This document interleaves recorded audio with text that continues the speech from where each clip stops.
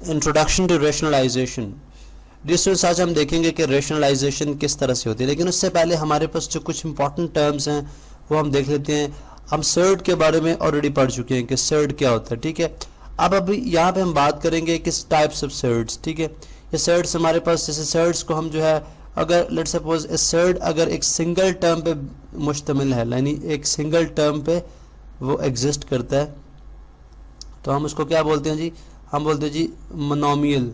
उसको हम बोलेंगे जी मोनोमियल सर्ड, ठीक है, मोनोमियल सर्ड। फॉर एग्जांपल जैसे मैं यहाँ पे लिखता हूँ √2, ठीक है, √3, ये बेसिकली क्या है, मोनोमियल सर्ड्स है, ठीक है। इसी तरह से अगर मैं लेट्स सपोज सिंगल टर्म के बजाय टू टर्म्स, अब टू टर्म्स के अंदर एक टर्म जो है वो सर्ड, एक टर्म जो है उसके अंदर वो जो है मोनोमियल सर्ड हो सकती है, ठीक है, और दूसरी कोई रैशनल नंबर हो सकती है, दोनों मोनोमियल सर्ड्स हो सकते हैं, ठीक है।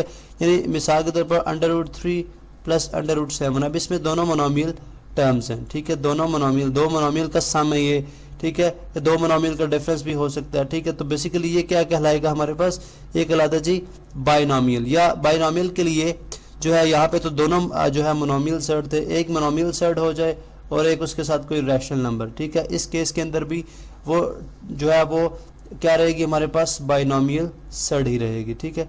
इसी तरह on the basis of number of terms जो है, ये नंबर ऑफ मोनोमियल सर्ड जो हैं उसको हम ट्राइनोमियल, टेट्रानोमियल और इस तरह से आगे इंक्रीज कर सकते हैं, ठीक है। लेकिन यहाँ पे हमारा चूंकि बेसिक कंसर्न रेशनलाइजेशन से है, ठीक है, उसके लिए आप जो है बाइनोमियल सर्ड हैं उसको जहन में रखें, ठीक है।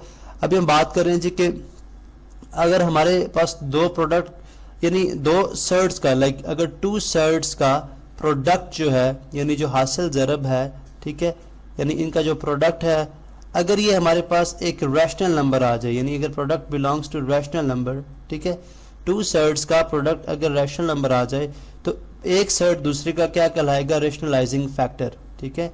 एक सर्ड दूसरे का रेशनलाइजिंग फैक्टर है। ये मैं थोड़ा एग्जांपल से क्लियर करता हूँ आपको, ठीक है।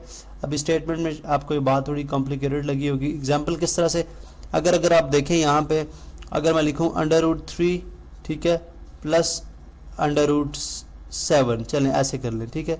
अब मैंने बोला जी कि अगर इसका ये तो एक बाइनोमियल सर्ड है। इसी तरह से मैंने बोला जी अगर प्रोडक्ट के लिए मुझे दूसरी बाइनोमियल सर्ड लिखनी पड़ेगी जो √3 मैं माइनस √7 कर लेता हूँ, ठीक है। अब ये दोनों में, इन दोनों को मैं मल्टीप्लाई कराने जा रहा हूँ, ठीक है।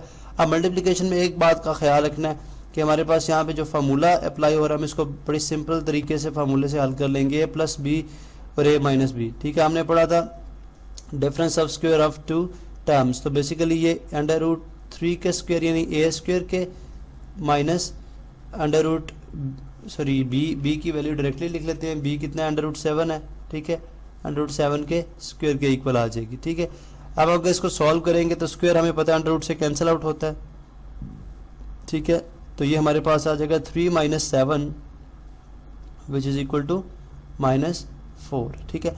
अब अगर आप देखें ये -4 जो है ये एक रैशनल नंबर है, ठीक है, ये हमारे पास एक रैशनल नंबर है। तो हमने यही बात की थी कि अगर दो सर्ड्स को मल्टीप्लाई करने से हमारे पास एक रैशनल नंबर आ जाए तो फिर जिस फैक्टर से, यानी जिस बाइनोमियल सर्ड से मल्टीप्लाई कराने से हमारे पास इररेशनल नंबर आएगा वो हमारे पास कहलाएगा रेशनलाइजिंग फैक्टर, ठीक है। तो अब हम यहाँ पे ये कह लेते हैं ये हमारे पास ओरिजिनल टर्म थी, इसके साथ हमने √3 - √7 मल्टीप्लाई कराया तो ये हमारे पास क्या बन गया, रेशनलाइजिंग फैक्टर, ठीक है। इसी तरह से हम ये बात भी करते हैं कि जो है वो, अब अगर इसके अंदर एक और बात भी है कि अगर हम इसको बेसिक टर्म कंसिडर कर लें तो ये इसका रेशनलाइजिंग फैक्टर हो जाएगा, ठीक है, यानी एक दूसरे का रेशनलाइजिंग फैक्टर होते हैं, ठीक है। उसके बाद जी हम ये कहते हैं जी कि ये प्रोसेस जो है, अभी हमने जो प्रोसेस की है, यानी एक सर्ड को दूसरे सर्ड से मल्टीप्लाई करा के हमारे पास जो एक रैशनल नंबर आया है, ठीक है, इसको हम क्या बोलते हैं, रैशनलाइजेशन। अगर आप देखें this is the rational number, ठीक है। अब इसी से वर्ड निकला, यानी इसी से वर्ड निकला रैशनलाइजेशन, ठीक है, रैशनलाइजेशन। अब हम यहाँ पे बड़ी आसानी से ये बात कर सकते हैं कि रैशनलाइजेशन को समझना बिल्कुल मुश्किल नहीं है, कतई मुश्किल नहीं है। यानी हम सर्ड्स को जब रैशनल नंबर्स के फॉर्म में कन्वर्ट करते हैं, ठीक है, थ्रू दिस होल प्रोसेस, तो हम उसको बोलते हैं प्रोसेस ऑफ रैशनलाइजेशन, ठीक है।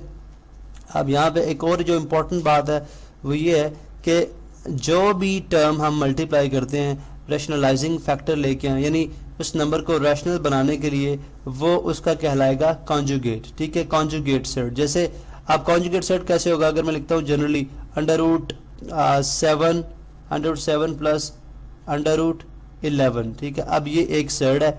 अब इसका पहली बात है कि इसका इसका जो बाइनोमियल सेट है, ठीक है, जो कि इसका रैशनलाइजिंग फैक्टर भी होगा, वो क्या होगा, सिर्फ इस अपोजिट साइन के साथ सेम जो है जो मोनोमियल सेट उसके अंदर आ जाएंगी। एक मोनोमियल सेट 7 है, अंडर रूट 7 है, और एक अंडर रूट 11 है। ठीक है, अब यहाँ पे मैंने साइन इसलिए लिखा कि मैं आपको सिर्फ ये बताना चाहता हूँ कि यहाँ पे पॉजिटिव साइन है, तो यहाँ पे आप नेगेटिव लगा देंगे।